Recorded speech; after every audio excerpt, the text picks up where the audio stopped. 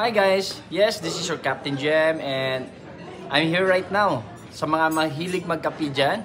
Okay, di ba ang sarap magkape, lalo-lalo na sobrang init ng kape mo and then ang paligid mo naman sobrang ginaw. Pero tingnan mo, what if nagkakape ka na sobrang init ng paligid tapos ang init-init ng kape? Di ba parang iba yung feeling, hindi mo siya masyadong ma-appreciate. Pero pag ganito ba naman, di ba sa labas nag-snow, and then nagkakape ka ngayon. So imagine mo, sobrang iba yung pakiramdam. And of course, mas ma-appreciate mo, di ba, yung kape mo pag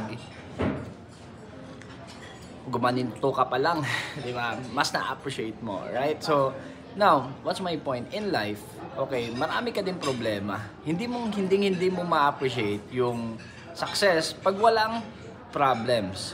Okay, hindi mo rin ma-appreciate yung umaga kung walang gabi. Hindi mo rin ma-appreciate yung hot and cold kung walang hot, wala din cold. Hindi mo rin ma-appreciate yon. So, hindi mo rin ma-appreciate yung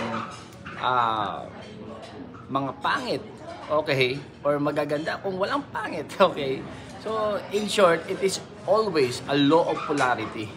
Right? So, guys, if you have a problem right now, okay lang yan. Kasi, ibig sabihin, pinapaganda lang yung story mo. Ibig sabihin lang yan, guys, na meron kang matutunan and next time, okay, you will savor the success that you have because sa mga past experiences mo na natutunan mo.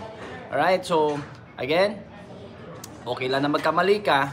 Ang importante, natututo ka. Alright? This is your Captain Jem. God bless you.